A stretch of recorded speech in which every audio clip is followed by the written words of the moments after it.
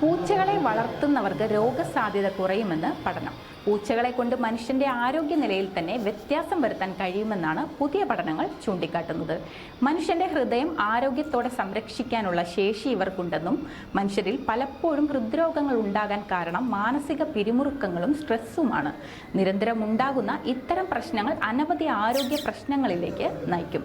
പ്രത്യേകിച്ച് ശരീരത്തിൽ കോർട്ടിസോൾ വർദ്ധിക്കുന്നത് അമിതവണ്ണത്തിലേക്കും ഹോർമോൺ വ്യതിയാനങ്ങളിലേക്കും നയിക്കും. ഒപ്പം ഹൃദയധമനികളിൽ ബ്ലോക്ക് ഉണ്ടാകാനും ഇവ കാരണമാകുന്നു.